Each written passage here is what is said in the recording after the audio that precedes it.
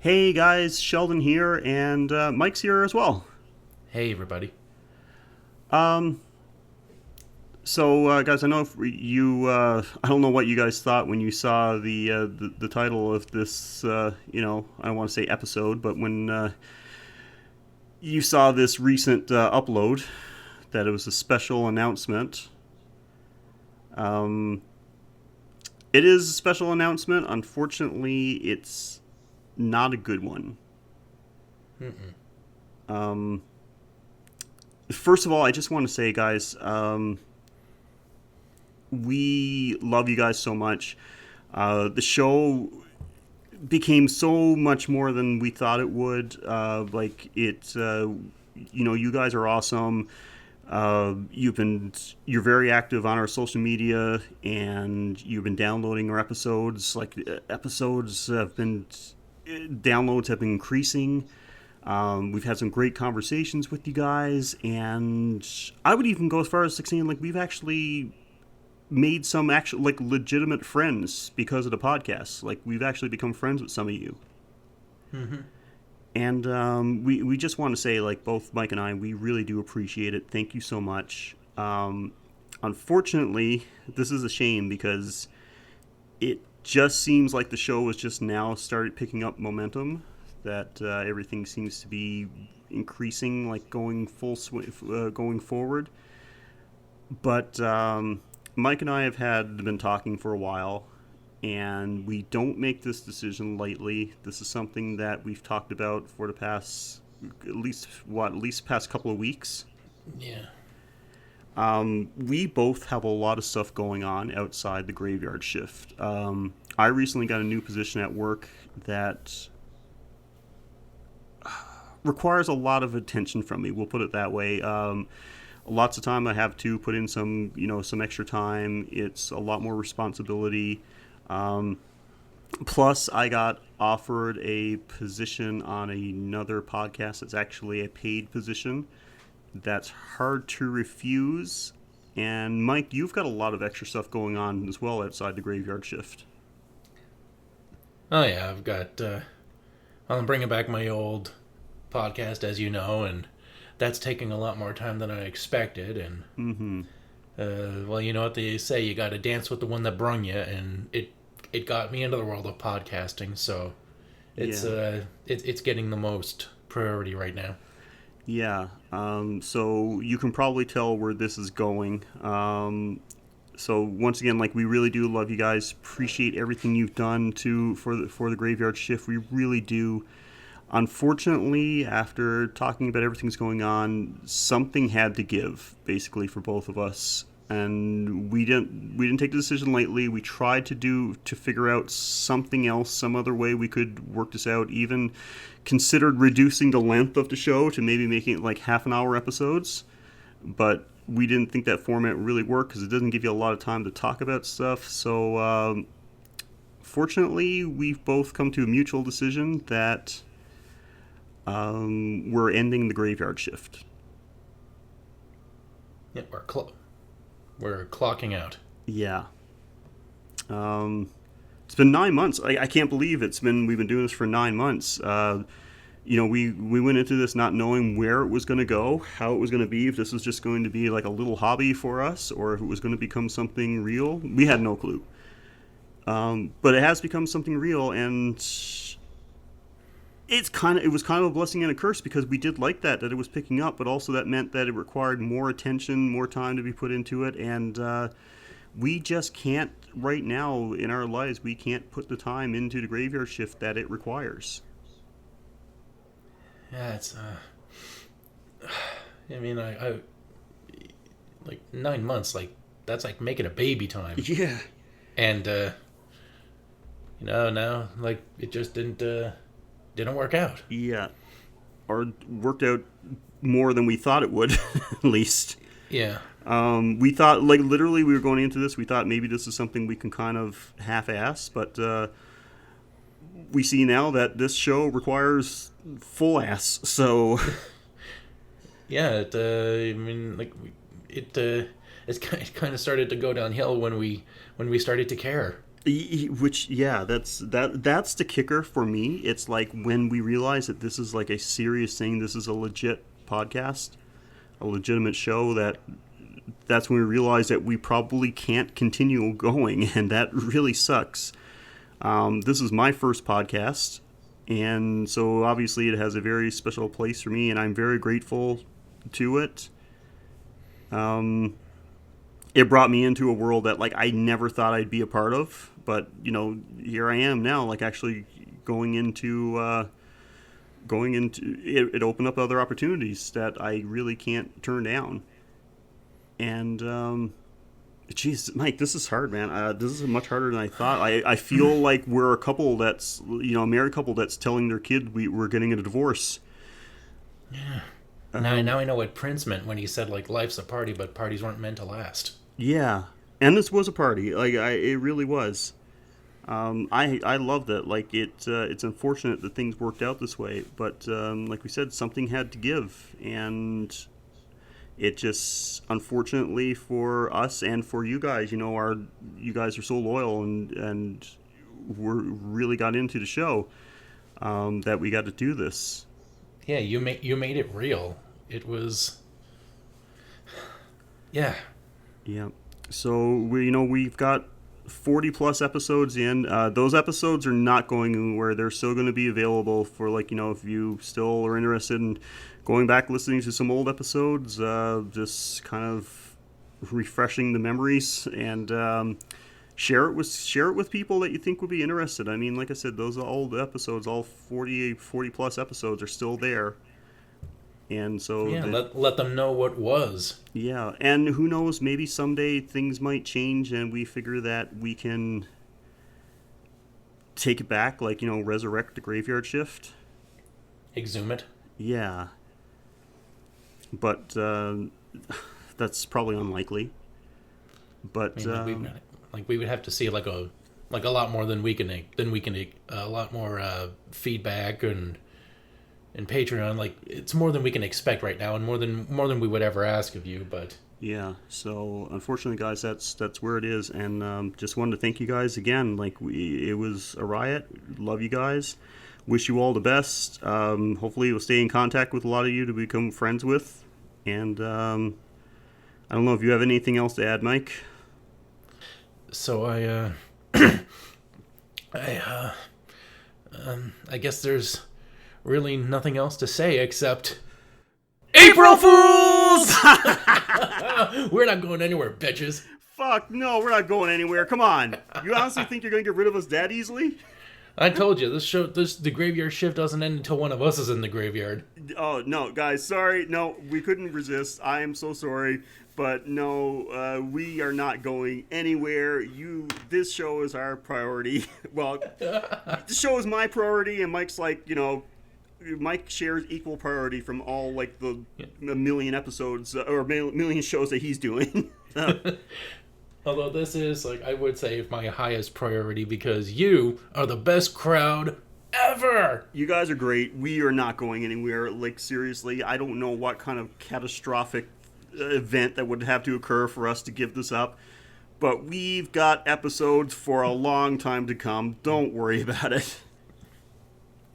Oh, there are movies to watch, what the fucks to talk about, and so many amazing deleted scenes.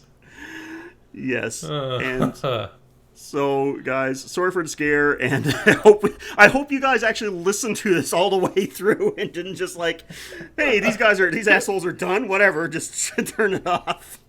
I'm only going to listen to the first 5 minutes of a podcast if it hasn't, and I'm going to take everything for granted, and especially on this day. I wonder how many people listening right now are just like, right off the bat, knew what was happening.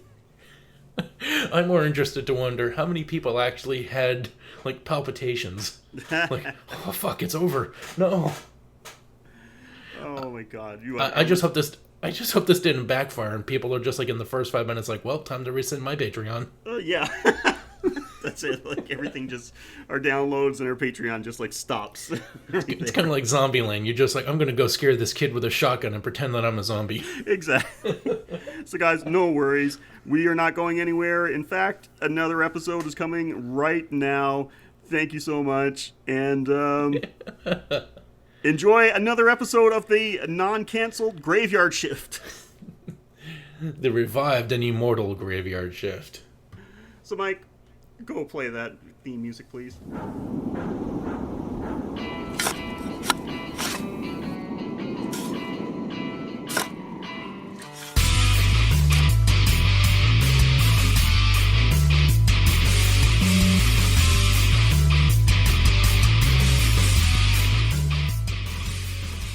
Welcome to episode 43 of the Graveyard Shift Horror Podcast, where each week we watch a movie from the horror category that was usually suggested by one of you crazy peeps, and we break it down into the good, the bad, and sometimes the downright confusing.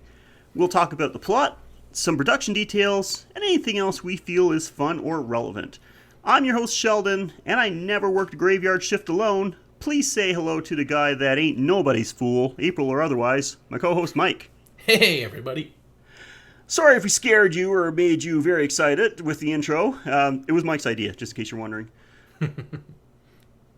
Mike, I gotta ask you a question. Do you like April Fool's Day? It's something like I accept. Can't really say I love it or hate it. Mm-hmm. You know, you're just going to see a bunch of bullshit articles on Facebook. Yeah. And, you know, given the current state of affairs, you won't even know if it's bullshit or not, even if it's something deplorable. Yeah. No, it's true. I actually don't really like it. Everyone's pulling lame pranks and thinking they're hilarious. You know, kind of like what we just did. But when I go to work on April Fool's Day, the first thing I do when I get to the office is check all my equipment, because someone will always do something like unplug my monitor or unplug my mouse or something, or take the recline control to my chair back, so as soon as I lean back, it'll just like fall. Or put like a cut open can of shaving cream in your in your drawer. They haven't gotten that extreme. I only think because in our office you're probably getting like some serious shit if you did that.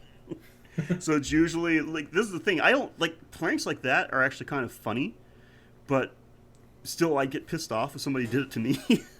Yeah, when everyone turns into Jim Halpert for a day, and yeah, you find all your equipment in a Jello mold or in the vending machine. Yeah, like it's funny when you watch it like it happened to somebody else, or like something fictional like a TV show. But if somebody did that in real life, oh man, they would be fired so fast. And that's why like usually they do these little lame ones, like just like I said, like just unplugging your mouse or your monitor or something like that, or screwing with your chair. But a while ago, this like a couple of years ago, myself and a couple of coworkers, we actually pulled a prank on our boss. And what we did, we went into her office when she was out, and we made her office look like a crime scene. We put like this police line tape over the door, and then we put this decal on the floor that looked like a blood stain.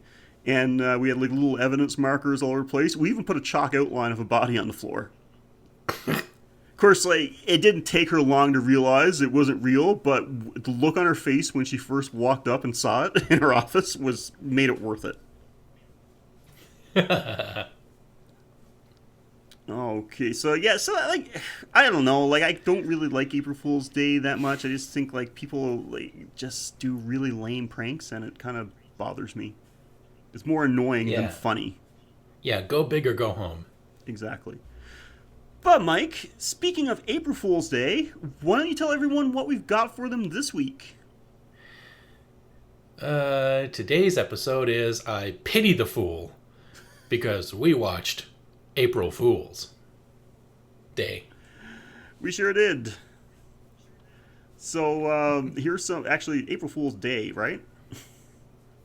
Yeah, April Fool's Day is the whole name of the movie, I think. Okay, yeah, all right. I just wanted to make sure. I was like, I got in my notes April Fool's Day. Is it just called April Fool's? Because I didn't really, I watched the movie and I paid attention, but like, I don't know. It's dumb. So anyway. This is such a professional episode. Here's a little info on the movie April Fool's Day.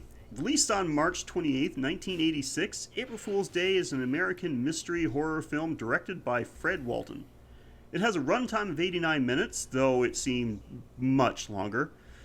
Had a box office. No, it did not have a box office. It had a budget. Get with it, Sheldon. Of $5 million dollars and had a box office return of $12.9 million. So, it made a return. The moderate success. Yeah, it wasn't a failure by any means. It has a Rotten Tomatoes score of 38% from critics and 47% audience score. So, not a lot of love for this one. And you're about to find out why. Yeah, as for the plot, 9 college students staying at a friend's remote island mansion begin to fall victim to an unseen murderer over the April Fool's Day weekend.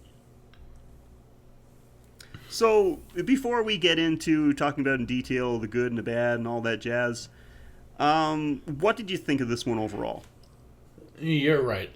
90 minutes never felt so long. Yeah, I honestly was surprised when I looked up the runtime. I thought it was longer than that. Probably for me though, I will say that I watched this movie in pieces. I didn't watch one run all the way through. I stopped it 5, maybe 6 times and picked it up again later on. Same here. It took me a long time just to get my concentration back. Yeah, so maybe that made it seem longer, but overall, what can I say? It started off with a bang. It started off it didn't take long to get into it, but then it really slowed down after the first 20 minutes, and then took a while before anything picked up again. One of the craziest endings I've ever seen. Yeah, that to its credit, that ending was neat. Yeah, and we'll talk more about that. But overall, it's different than the other 80s slasher type movies like these. I know from the plot, it sounds like it is the most generic type of teen slasher type of movie. But while it's not a good movie, I would never say that it's a good movie.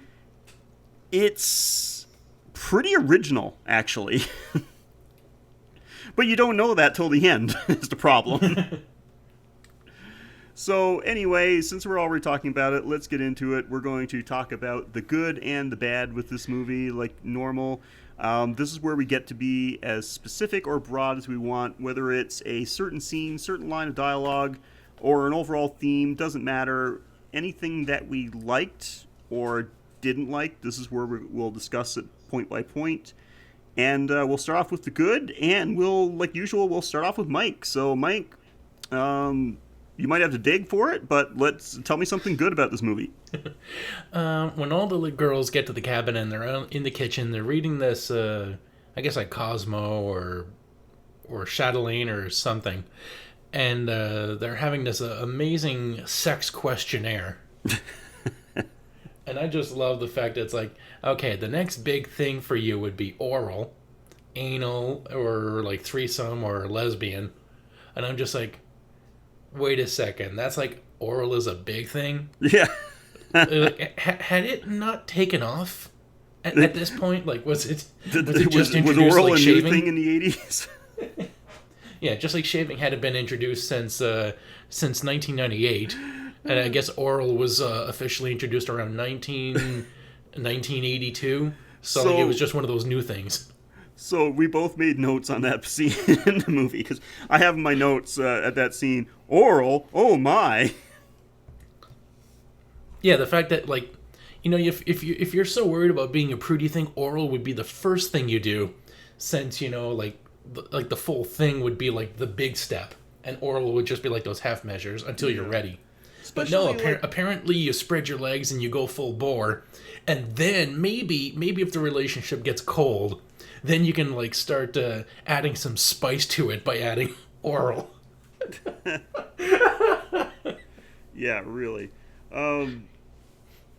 Yeah, that was weird, because especially since one of the right at the beginning, One of the characters. What was her name? Was it somebody's name? Tiffany? Buffy. There was Buffy? Muffy? Buffy, Anne. Nikki. Nikki Okay. started off when, remember, they were asking, like, it starts off with one of the guys, is videotaping everybody, and he's, tell us about yourself, and she's like, going on that she's majored in whatever. I can't even remember. She was a boring character, but she was supposed to be like the slutty character, and she literally says like, "Oh, and I fuck on the first date." I didn't like that video. She was like, "Oh yeah, I want to be a nun. I'm going to be taking my orders over the summer, and I fuck on the first date." I like that. Yeah, it's but then like they're all like, it sets up really that she's like, of the group, she's like the slutty girl, because every 80s horror, like college or teen movie had to have like the really slutty girl character, and sets it up that that's her, and then like everybody's like, oh, taking that sex questionnaire, oh, oral, oh my. And yeah. One thing I liked was the and this is a long like actually, was when I was in video stores. There was a lot of movies that I always wanted to rent because I liked the cover, but I never got to see them. Mm-hmm. Because I guess there was always like you could, when you're a kid in the video store, you can only rent like a certain amount, and Yeah. there's always the ones you want to rent, but there's the ones you want to rent even more, or that you could rent a video game instead. Mm-hmm. And I like the cover for this movie, Oh yeah. where it shows everybody at the party, and she's like giving a toast, and her hair is braided up in a noose while she's holding a steak knife. Yes. She's got like a huge kitchen knife behind her back. It's so funny you should mention that, because when I was watching this movie, my wife asked me like, what movie are we doing for this week? And I said, well, we're doing one for April Fool's Day, and it was actually suggested. Oh, speaking of which, I should probably say that this movie was actually a request by one of our listeners. It was requested by Nancy L, who requested it on our Facebook page. So Nancy, thank you very much for that. We really do appreciate it, and gave us, it was good timing, because it not only was it it was a suitable movie, gave us opportunity to set up a lame ass prank for you guys. So thank you very much for that. And so anyway, when I was watching this movie, and my wife asked me, what movie are we covering this time, and I told her, and she asked me what it's about, so I started explaining it to her, and she brought up she's like, I think I saw this like back in the 80s. I think when I was a kid, I might have seen this. And she actually described, she's like, did it have the cover for the like the movie poster, or like the VHS cover, or whatever you want to call it? She said, did it have, a bunch of kids around a table with somebody standing in front of them with a noose braid and holding a knife behind her back? And so she actually remembered the cover as well. Huh. And we both said the same thing. It's like, this is one of those movies that you go to when you're a kid. You go to the video store, and it always stood out. Like, it always it caught your attention. But she saw it back then, but I didn't see it till now. This was a first for me. So funny you should bring that up. So it does have the box art was very memorable for sure. So we'll actually get a picture of that posted on our social media, so you guys can take a look as well. So what I've got first for the good is we already mentioned it. It's a very unique story. Unfortunately, you don't know that till the end of the movie. So I guess guys, if you listen to us regularly, you know that you're going to get spoilers. We're not going to hold anything back. If this is the first episode you're listening to, then stop listening now and go watch the movie before continuing, because we give major spoilers in our breakdowns, and this is going to be like the biggest spoiler ever for this movie, because I'm actually going to tell you how it ends. Yeah. And you can watch this movie on YouTube, so it's excuse not to. Just go on YouTube and search April Fool's Day movie, and it's right there. So, but don't click the one that has a price tag on it, because it's not worth paying for. No, don't pay for it. Watch it for free. Like, it's been on YouTube for like 7 years for free. So obviously nobody's checking to see if there's nobody worried about any copyright infringements involving this one. Yeah, Paramount has a lot more movies to watch out for than this one. Yeah, they're pretty much like, whatever, as long as people are watching it. So yeah, so I told you about the concept, the plot, where a college student invites her friends to stay at a secluded mansion on an island for a weekend. They start falling victim to an unseen killer. You know, bodies start turning up, body parts. There's like a lot of severed heads in this movie. Like, they'll just find like a random head like floating in the water or something of one of the missing friends. And you think it's going to be like pretty much the generic type of slasher, except you don't know who the killer is. So it's got a mystery element. Of course, the way it's happening, people wander off and then just wind up dead. You know, you don't see them. Yeah. You don't see them get killed. You just see the after effects. And so you think it's just pretty generic. That's the way I was looking at it. So this is generic. You find out that the person that invited them, their friend Muffy, or was it Buffy? Muffy, who, yeah, Buffy. We can explain Buffy later. Yeah. So anyway, it turns out that they think that the person, their friend that invited them there, is killing them all. They play it up, and it gets down to only 2 people left, just a couple. They're the last people remaining. They're the last survivors, and looks like they're about to die, just about to get it.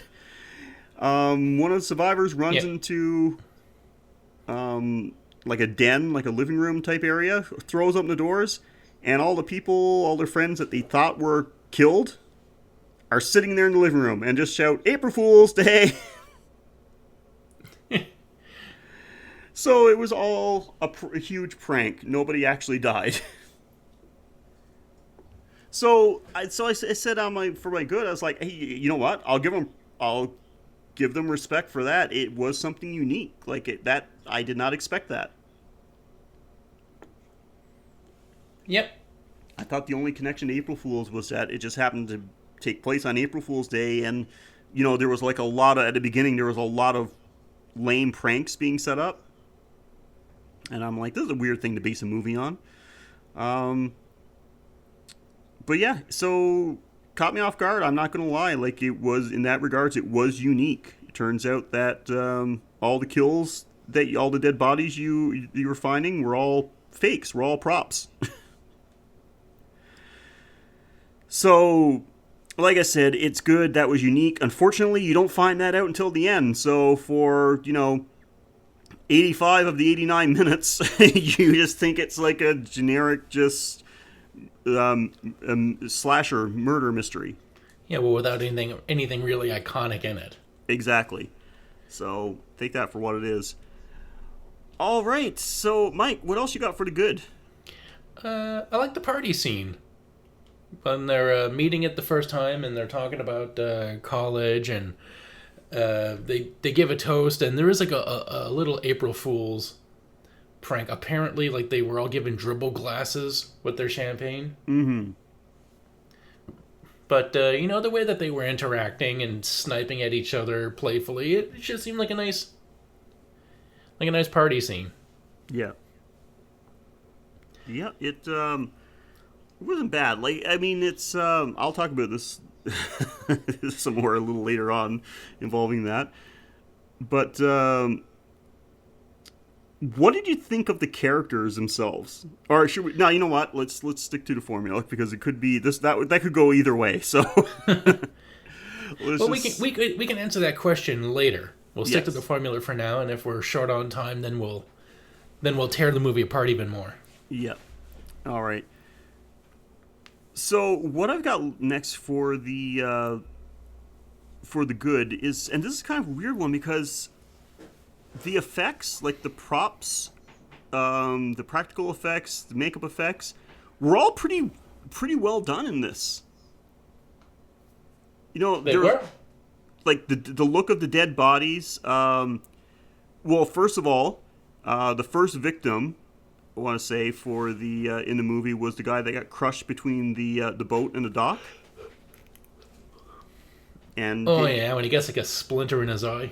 gets like a pretty horrific eyeball injury. That looked When pretty we good. when we say splinter, we mean like a splinter the size of a paper towel roll, Yeah, I mean, like not like a tiny little piece of wood. basically a chunk of wood like carved like half his face off. So, and like his eyeballs hanging out and everything, and looked pretty good. That was the first like, and this looked like an accident. And then there's, like I said, there's a lot of like severed heads in this. You find a lot of just like, heads just like laying around, especially in the well. They find a couple of heads in the well.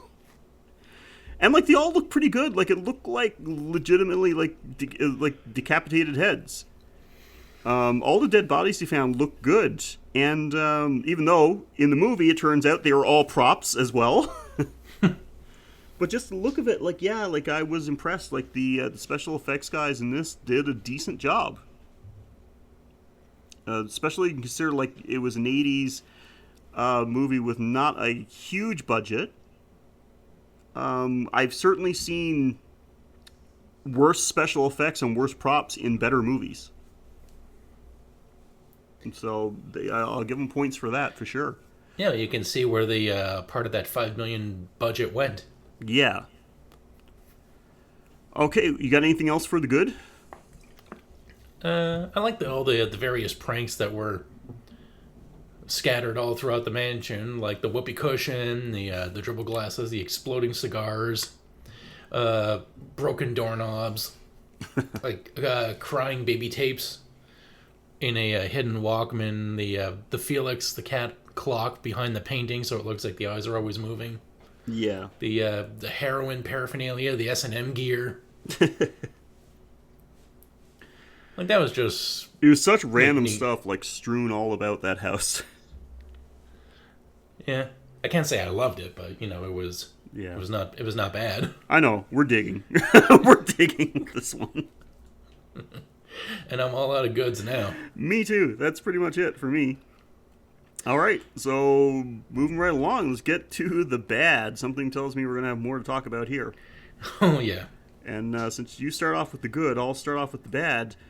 Man, the acting was not good in this. Not everybody was terrible, but nobody was actually, like, really good. And there were some people that were pretty terrible. Well, Tom Wilson did, like a nicer version of Biff. Yeah, oh yeah, that was the only person that I recognized from anything else. Biff, Biff, young Biff from Back to the Future was in this. There were so many people here. Like I sent you pictures of. It always looked like there were different, better actors in this movie. Yeah, it's like they got the. It looks like they got like the 99-cent store version of more popular actors. Yeah, like the 99-cent Kevin Bacon, the 99-cent. Shit, what else did I send you? I don't know. You sent me a bunch, but like you were pretty dead on with it. Yeah, one lady looks like Amy Schumer at one point. Yeah, Amy Schumer would have been like 6 years old when this movie came out. So, do you like Amy Schumer? I can't really say I've seen enough to form a strong opinion. Yeah, I don't know enough about her. Like I haven't paid enough attention to her to say like I like her or dislike her. It's just when I see her, it just kind of makes me go, whatever. Yeah, she's another one of those comedians. Yeah, she looks like a Cabbage Patch Kid though. Yeah, she kind of like falls in that area where like you don't know if she's kind of hot or not. Like from certain angles, she looks all right. Then from other angles, you're like, did she just age 20 years?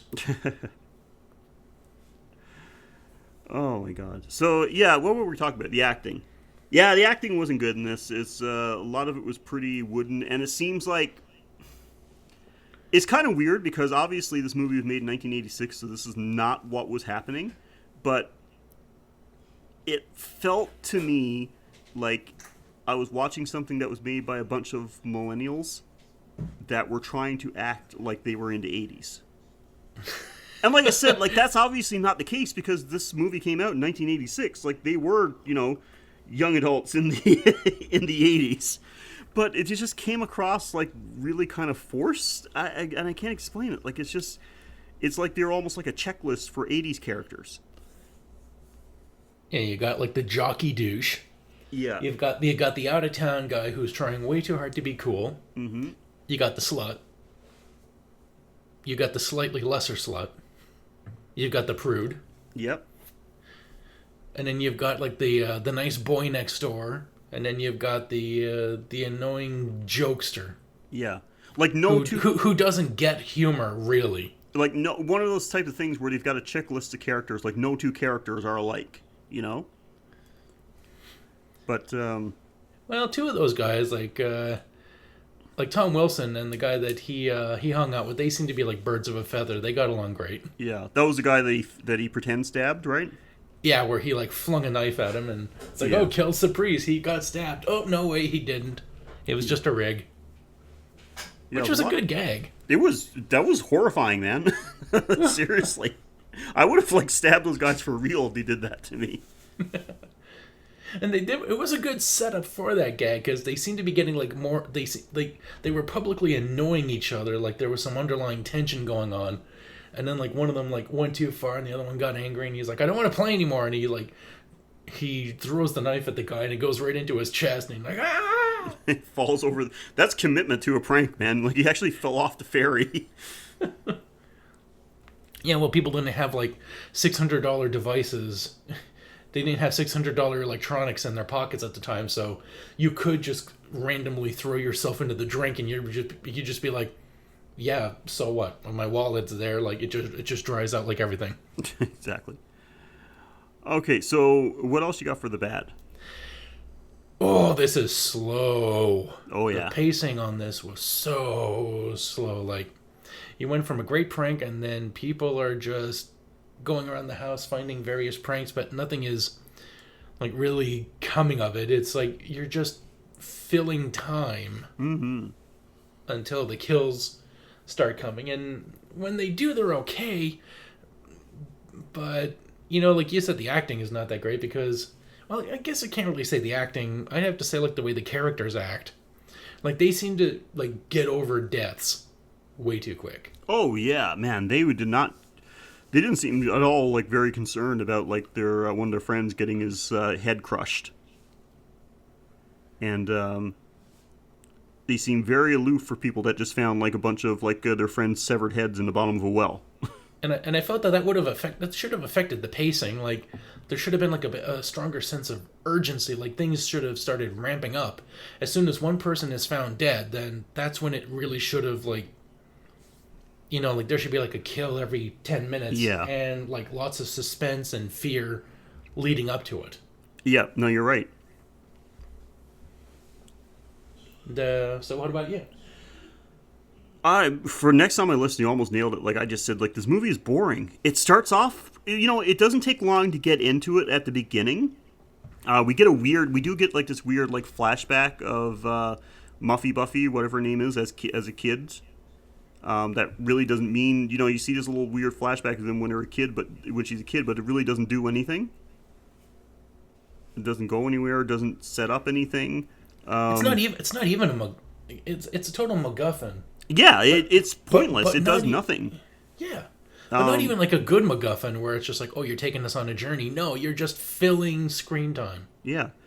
And like I said, like it started off like you get to know you get introduced to the characters right off the bat.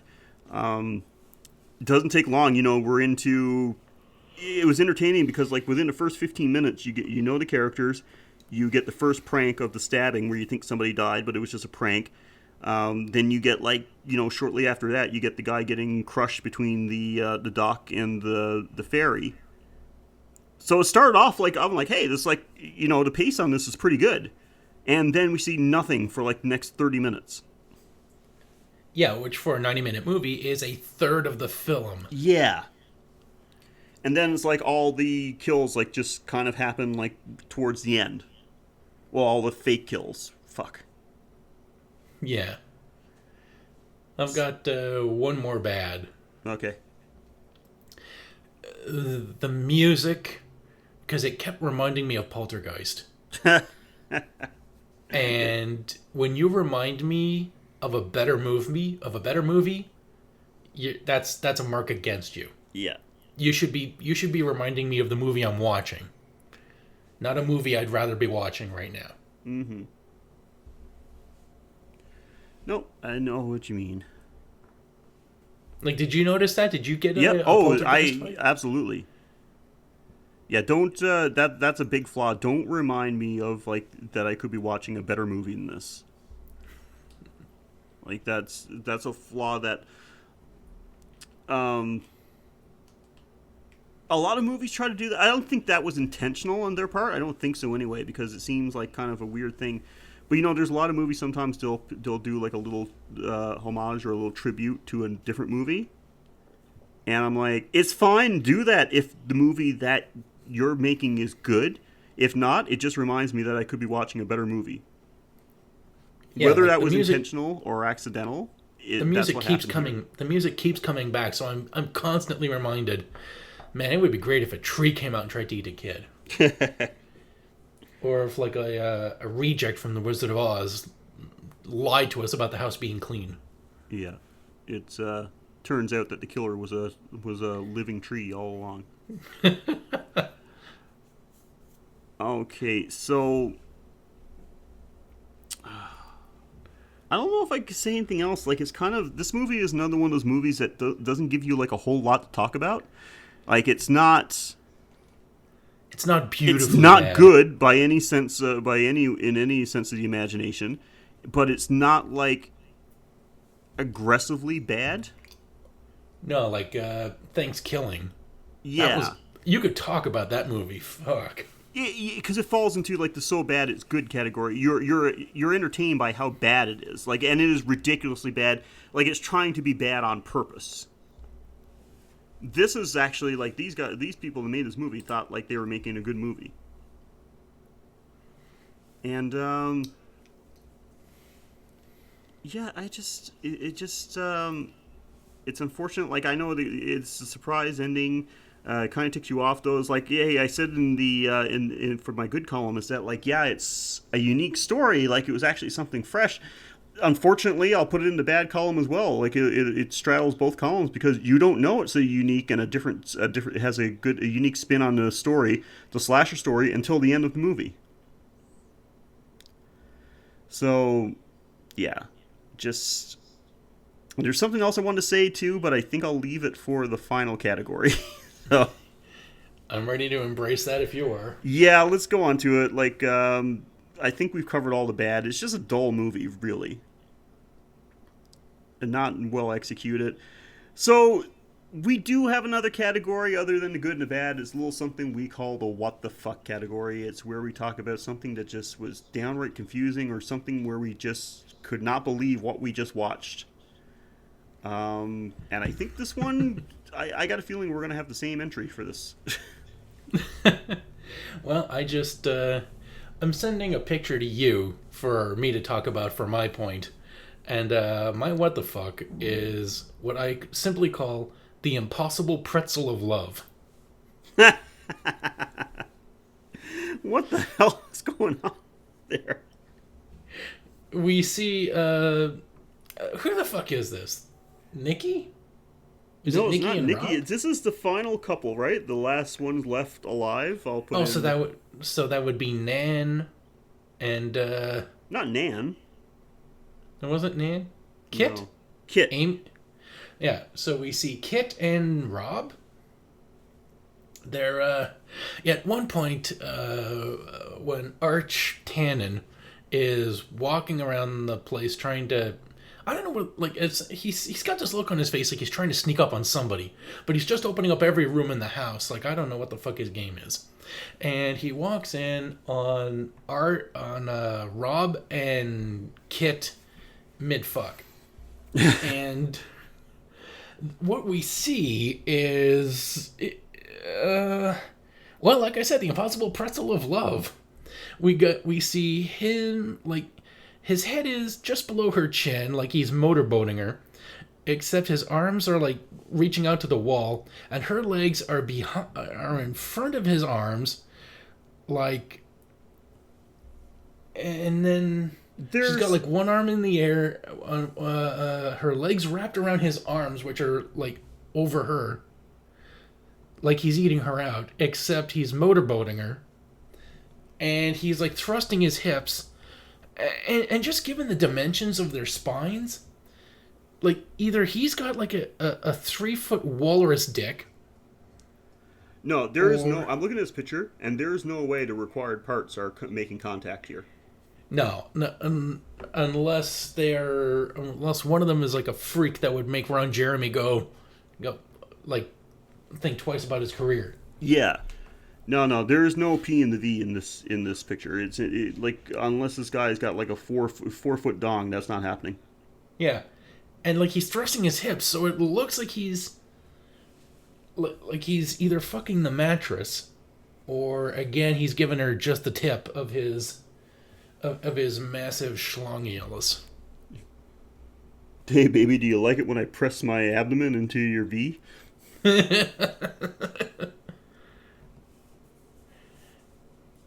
Yeah, so that definitely qualifies because that caught me by surprise too. I'm like, my only note in this scene when he opens the door and sees this is that I put down. Well, this is this couple's first time because they obviously don't know how to do it.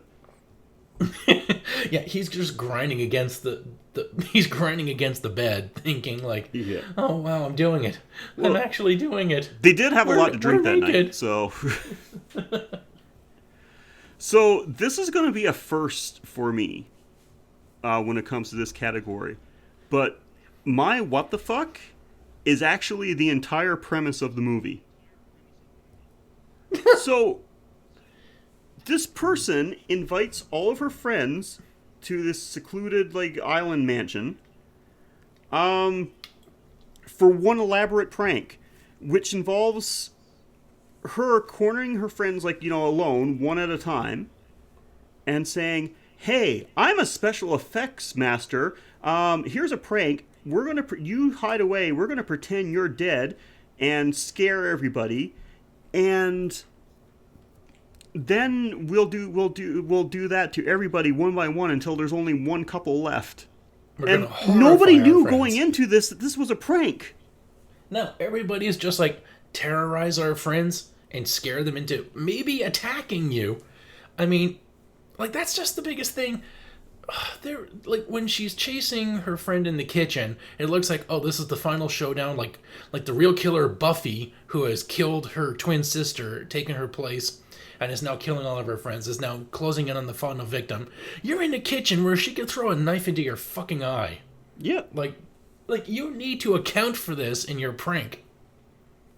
See, if this is me, I would have been pissed off at that point. Like, she came out with a knife. You got this, 80-pound girl coming at me with a knife. I'd be like, okay, yeah, you better get me with your first stab, bitch, because, I'm going to finish you after that.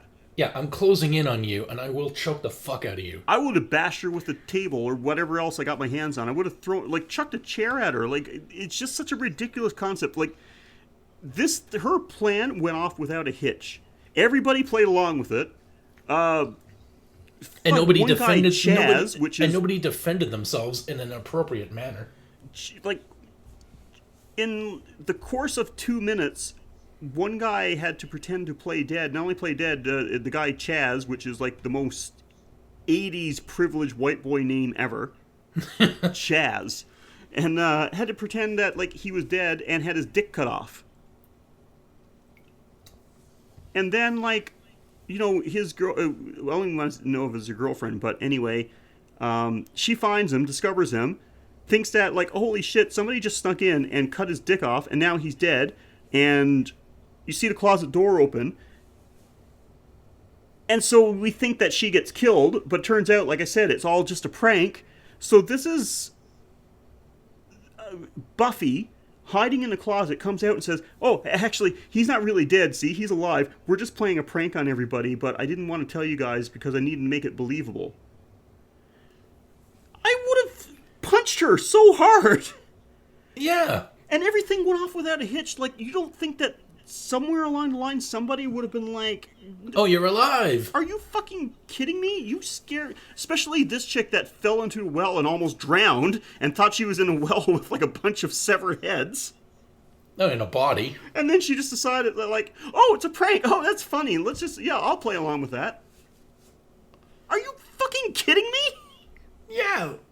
Like, the fact that nobody would have screamed, "What? This is a prank!" and nobody would have heard that.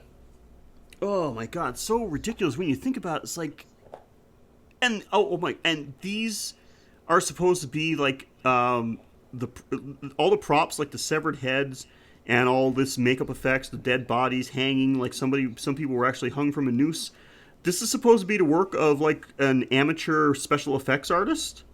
Well, she's not the effects artist. She had an effects artist make props out of the photos. Yeah, but I mean, come on, this guy, like, this is a guy that's going to be making like millions of dollars doing props for movies, not somebody that's like going to be making props for somebody's weekend like murder mystery retreat, summer retreat house. Well, they can afford a mansion, so you don't know how much she paid him. Yeah, It's possible that he owed her a favor. That he owed her family a favor. maybe it seems unlikely. And anyway, even if you had all this, how bad is it when you're a special effects team in where are they, like Massachusetts, Maine? who the fuck knows? And if anything else, even if you had everything else, you had like, you know, the most realistic props made for all of this. The chance that like a plan like this would run that smoothly, like there would be no hitches and everybody would just play along with it. I mean, come on, really? Just no. And what do you think about the ending of this? Like, other than we talked about the ending about the big reveal that nobody's actually dead, it's actually just a big prank. But the second surprise ending, The final ending, yeah, where Buffy has been hitting the champagne and it's been a good day, mission accomplished, everything is great. And she goes to her bed, plays around with this Jack-in-the-Box that was prefaced earlier. And again, the Jack-in-the-Box was just another MacGuffin because it's like supposed to be like Meant some nothing. monster in the box. But no, the monster's not a living creature. It doesn't have like a knife that comes out and stabs whoever's... That would have been a great prank at the end where it turns out like a knife shoots out of the box and just like stabs the person who was playing with it. But no, she's fucking around with the Jack-in-the-Box, and then a masked figure comes up from behind her, slits her throat, and then yeah. So we think we got a fake ending because nobody's actually dead. Then we think we get, oh, there actually is a killer. Somebody just killed Buffy. yeah, Muffy, Yeah. because Buffy was like the fake sister. Jesus Christ. Whatever. It turns out she actually does have a twin, but it's a boy, and it's the that rich kid from that southern boy who was like pretending like, I'm just her cousin. Yeah. Turns out, no, that's her brother. Her brother that her friends of how many years never knew about? Never knew about. Yeah, they knew her for like their entire college college time, but like never knew that she had a brother. So she's been Like- playing. She's been she's You been gotta playing get- the long con on this prank, man. Yeah, you got to give commitment to be like, I have a mom and a dad. Yeah. Should I tell them about my brother? No, wait, that could come in handy later. I'm not going to tell him about my brother because I could probably use that as part of an elaborate prank later on, sometime within the next 4 years. So yeah, just totally ridiculous. And as the knife is slashed across her throat, the knife is then turned, revealing a bulb full of ketchup or something, ketchup and corn syrup, and then the mask gets pulled off, and it's Nan who gives her a kiss on the cheek, which, you know, we had seen some lesbian type vibes throughout this movie, so I thought we were finally going to get some, you know, some makeouts and just like, oh, well, at least it's going to give us like some lesbian stuff and some titty fondling. Like, there's going to be some, like, a quick little payoff for those who stuck around at the end. Like, we're going to give you some horror elements, but no. It's just like a friendly kiss on the cheek, and she says, like, April Fools. She even mugs for the camera at one, like, for a second. That's where she looks the most like Amy Schumer, because I sent you that pic. Yeah. And I'm just, so yeah, we get it turns out nobody died, it's a fake ending, but then we think, oh my god, nope, there's actually a killer. Somebody wanted to kill Muffy all along, but then turns out, nope, that was a prank as well. So, fuck this movie. Yeah. Which brings me to my kill of the week. In which the thing that was brutally murdered was my goddamn time. Because there's no actual kills in this movie. Yep, it's been 43 episodes, but I finally got blue balled. Oh, Jesus Christ. Yeah. You didn't get that sweet, sweet release. No. I mean, we've had some where it's like, yes, like, there's been one kill for you to pick from. So, like, you know, that's a no-brainer. What else am I going to pick? But this is the first time that we've had a movie with no kills. I mean, like, speaking of Poltergeist, that was a good kill. Where it turns out the only thing that died in the entire movie was the bird. Yep. I mean, that was slim pickings, yes, but... not even. At least, like... Not even a piece of wildlife. Not even the snake. You think the snake would have got a shovel through it or something, but no, it got kicked aside. Nothing died in this movie. Yeah. Besides my soul. So thanks for that, Nancy. You killed a little piece of Mike. Oh my god. So, yeah. Oh, guys. That is April Fool's Day. We hope that our little April Fool's prank was better than this movie. Hope you enjoyed it more anyway. So, yeah, this is... man, I cannot believe this is... I'm hoping that people believe this because we also released this episode. Now I'm saying I hope we actually go through with it because, you know, we record these things pretty well in advance. We actually want to release this on April Fool's Day so that, you know, which is not our regular... I think April Fool's Day is on a Sunday this year. Yeah, so it's not our regular release date, but also coincidentally, it falls on Easter. Yeah. So, happy Jesus Fool's Day. Don't get me started on that. That's... I think that's probably one of the most fitting things ever. That would be something. It turns out, like 2,000 years ago, it turns out it's like Peter with like a sewn up beard, and he's just like, "Ah, you really thought he was back? Ah, you guys. You guys are so easy." You're like, what the fuck, man? We were going to start a religion based on this. Come on.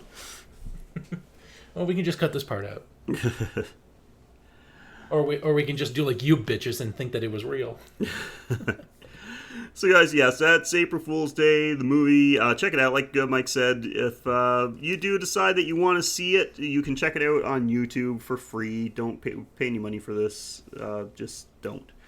And make sure Tom Wilson doesn't see a fucking dime. exactly. Fuck Biff. Let us know what you think. If you got some opinions about this movie, if you disagree with what we had to say about it, if you want to, send us angry emails about our really lame prank at the beginning, or if you just got some movie suggestions for us, because, like we said, since we're going to be doing this podcast for a long, long time, we want lots of movies to cover. You've got several ways to get in contact with us. First of all, you can go the old-fashioned route. Just shoot us an email at graveyardshiftpod@gmail.com. You can follow us on Twitter at GYS_horrorpod. Check us out on Facebook at facebook.com/thegraveyardshiftpod, or check us out on Instagram at instagram.com/thegraveyardshifthorrorpod.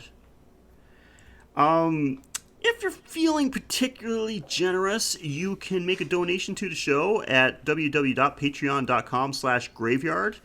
All proceeds go to the upkeep and promotion of the show. Guys, we don't take a profit. You know, this money is not for us. Everything goes into the show.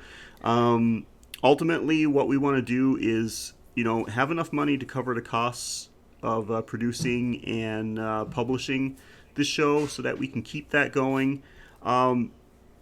Once all those we make enough to keep all those expenses covered, what we'd like to do is get some merchandise made so that we can give some away. You know, have random giveaways, things like that. Make like a little virtual store so that we can sell some things, and any money that we make from the sales of merchandise goes right back into the show, so we can maybe do something sometime, like set up some live shows and do some things like that. Hit up some horror cons and comic cons and things. Yeah, be a presence there. Do a panel. Like that would be nice. Be the dream. That would be great. Love to do that. Like literally set it up so we watch a movie with like a group of people, and in like just a little viewing room and do a show based on that, what we just watched. That would be great. Like I said, it's the money's not going to us; it goes to the show. So if you can help out with that, that would be. Unless there's like a lot of it, then I would like some of it because I don't have a job right now. Yeah, so we also don't want Mike to starve to death. So, if you can help it with that, that's great. But, you get instant gratification if you do become a Patreon donor, because for as little as $1 a month, you not only help out the show, but you get access to our exclusive Patreon bonus content. Each month we set up a brand new Patreon exclusive episodes, so you can check those out. Like I said, there's like 8 or 9 there right now you can check out, one new one every month. That's just a little something extra for you guys that help us out with the financial support. We really do appreciate it. But, of course, we understand that not everybody has the funds to help us out with the finances. That is okay. You can still help us out a ton by going on to iTunes, Stitcher, Google Play, however it is you get this podcast. I'm sure it has some kind of rating subscription system. So rate, review, subscribe. Honestly, in the long run, that's what helps us out the most. So, get those subscriptions and ratings in. And if you can't do that, just do what you're doing right now. However it is you're finding the podcast, keep listening. Share us on social media. If you know anybody that you think would be interested in the show, let them know about us. And we would greatly appreciate that. So, Mike, other than the Graveyard Shift, what else you got going on? I got the Playing with Power podcast, where we read Nintendo Power Magazine, first issue to last issue, or the last issue we have, front to back. And we talk about what's in there, the game coverage, the artwork, the mailbag, the in-depth articles, coverage of games that, they talk a lot of sugar about, but then never end up here. And on that feed, we also do a show called The Taste Test, where me and my friends Ivan and Brandon will play games and make food-based jokes, because it's called The Taste Test. But we play old Nintendo games that we never really had a chance to play thoroughly. So it's time to just, take a taste of the past. And then recently we've revived Technobabble, my very first podcast, on the Geek Fallout Productions Facebook page and also on that feed. It's called Geek Fallout Productions, but the only new show is Technobabble. We're re-airing the old episodes of my very first podcast, so they're going to sound a little rough, but you get to see if I've changed or if I'm still the same irascible little scamp that I am now. And we will be talking about technology, scientific breakthroughs, just amazing progress of the human species, as discussed by two idiots. No, check them out, guys. They're all good shows. You can easily find the links on our social media. Just look up Mike on our social media, and you can he shares everything there, so it's very easy to find, and I think you will enjoy them. But guys, thank you again for another great episode. Like I said, sorry if our lame little prank scared anybody or got you all excited for nothing. Yes. We said right off the bat, as soon as we were like, are we going to do something for April Fools? And I'm like, well, somebody suggested the April Fools movie, so let's watch that. And then immediately we said, hey, we should do a prank at the beginning. And I was like, what can we do as a prank? And right away we're like, let's pretend that we're canceling the show. So, and I'm like, would anybody care if we canceled the show? I'm like, well, we get people download us every week, so they must care at least a little. So... Yeah, comment on our Facebook page. Let us know if you were in on the joke, if you didn't care, or if you were just like. Even if we fooled anybody, nobody's gonna admit to it. No. Everybody's gonna be like, I knew you assholes weren't actually quitting. But anyway, guys, thank you so much. We honestly, though, the only real thing in that intro and our little prank was how much we really do appreciate you guys. We do. The show's momentum has really picked up. We really do like where this is going, and even if it becomes something like really big, we can guarantee you that we are always going to give 100%. We will keep this going for as long as we possibly can, and it's all thanks to you guys. We really do appreciate it. So guys, have a great April Fools. Check out this movie if you want. It's on YouTube if you feel the need to watch it. We'll be back next week with another episode. Until then, I'm Sheldon. And I'm Mike. And thank you again for joining us on the Graveyard Shift.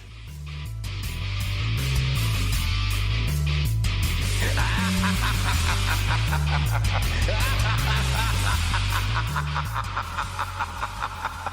ha ha!